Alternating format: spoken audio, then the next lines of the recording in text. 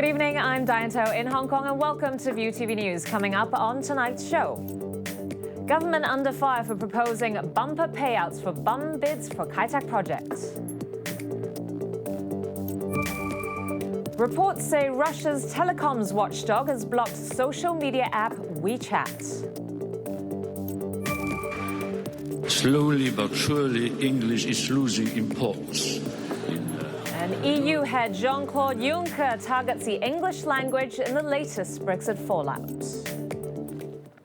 First up, the government is under fire over a proposal to compensate unsuccessful bidders of the Kai Tak Sports Park project $60 million each. There are expected to be 4 bidders in the running, which means the bid incentive for candidates that aren't awarded the job will total $180 million. At a Legislative Council meeting, officials explained this is a large-scale, complex project, and bidders need to spend as much as $200 million just to put together a proposal. To encourage more companies to take part, financial incentive is necessary. But lawmakers were at odds with one another about that. All bidders take risks in bidding for projects, so I don't understand why the government wants to offer such a large amount of compensation this time. Never have I heard of giving such a large sum of taxpayers' money to commercial organizations.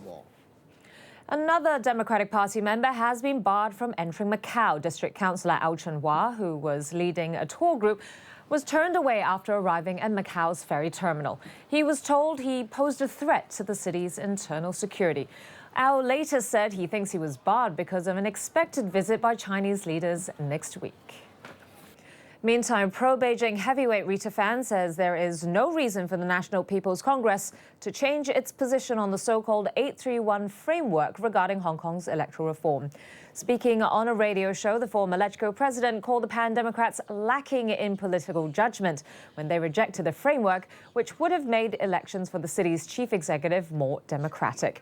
She added that reopening discussions on reforms would be pointless if the Hong Kong government and the pro-democracy camp do not share common ground, and said Carrie Lam would improve the relationship between the administration and the Pan Democrats.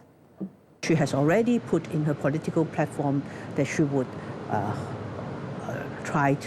she would hope to reopen the discussion on political development by creating a more harmonious atmosphere, a more positive atmosphere in Hong Kong community.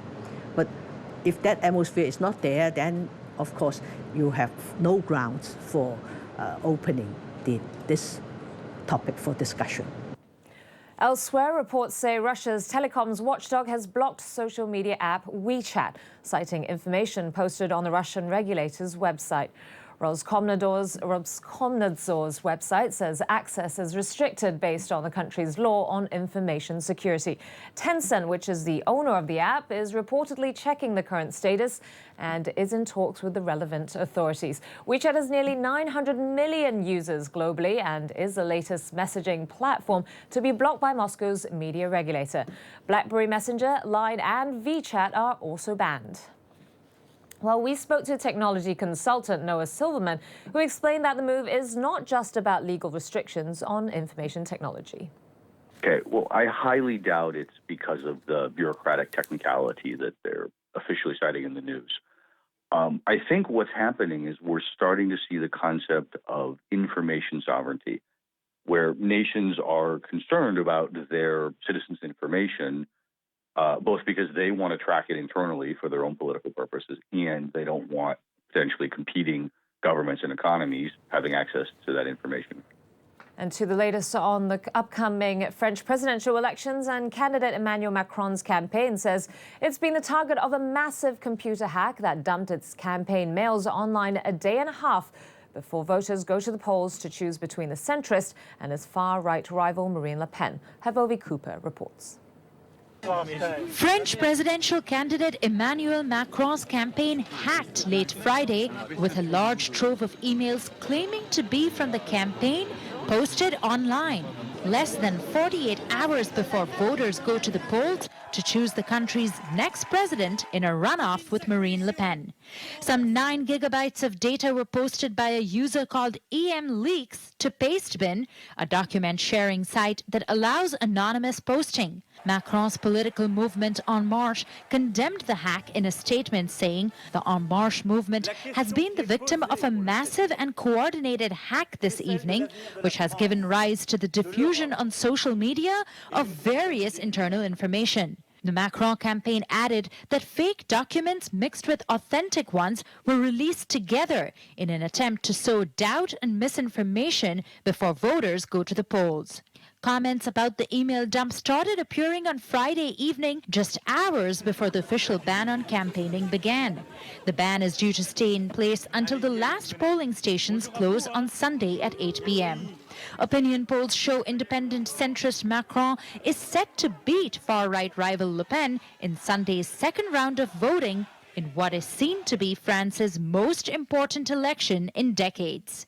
It was not immediately clear who was responsible for the leak, but Macron's campaign has accused Russia in the past of trying to break into its systems, an accusation Russia has denied. Staying in Europe, European Commission President Jean-Claude Juncker took a swipe at Britain, calling Brexit, quote, a tragedy. Speaking at a conference on the state of the EU, he made a point of switching from English to delivering the rest of his speech in French. Juncker told the audience that the 28-nation bloc is not abandoning the United Kingdom, but rather the other way round. Brexit talks intensified this week after Juncker reported in the German press Theresa May lived in another galaxy when it came to expectations for a deal, while May accused Brussels of trying to sway next month's UK general election. I'm hesitating between English and French, but I made my choice. I will express myself in French because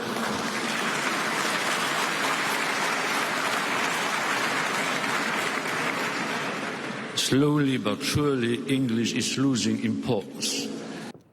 And coming up next, the latest from the world of business with Pamela Ambler.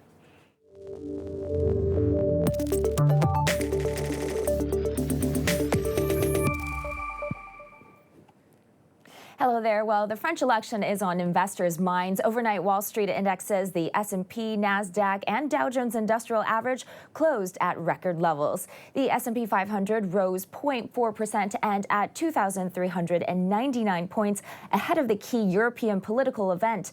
Energy counters led the gains, and now that earnings season is over, investors have shifted their attentions to macro issues. Fears over Chinese economic growth, persistently high inventories, and fund positioning saw crude oil prices plunge to a 6-month low this week, although assurances by Saudi Arabia Russia is ready to join OPEC and extending supply cuts reverse some of the losses. Chinese manufacturing surveys triggered worries that growth in the world's second-largest economy may have peaked in the first quarter. Doubts about the effectiveness of OPEC-led cuts also weighed, and hedge funds are losing faith that OPEC can accelerate the rebalancing of the oil market, even if it agrees to extend output cuts when it meets later this month. Turning to closely watched monthly employment figures out of the U.S., and job growth rebounded in April, while the unemployment rate dropped to its lowest in nearly 2 decades. Fred Katayama reports.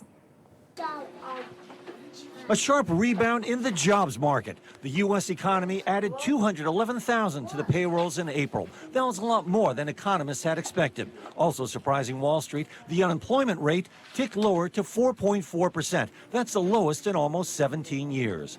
Payrolls increased nearly across the board. Driving those gains, increased hiring in the leisure and hospitality sector, professional and business services, and health care.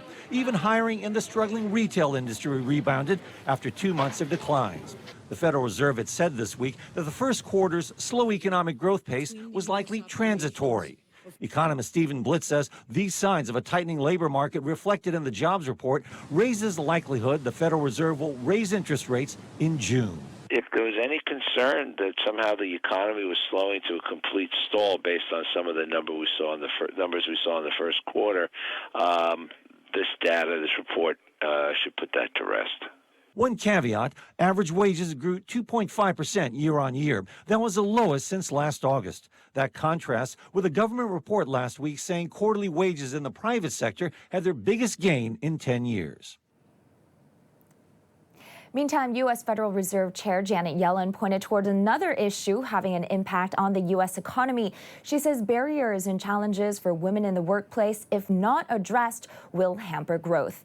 Speaking at an event titled 125 Years of Women's Participation in the Economy at Brown University in Providence, Yellen added that better paid leave and improving access to affordable and good quality childcare would make it easier for women and men to combine family and career goals. Well, when this man talks, markets listen. So when Warren Buffett said in an interview he'd sold about a third of Berkshire Hathaway's stake in IBM, its shares tumbled. Fred Katayama again with this story. Legendary investor Warren Buffett told CNBC that he has sold about a third of his stake in IBM. Buffett's company Berkshire Hathaway owned about 81 million shares of IBM.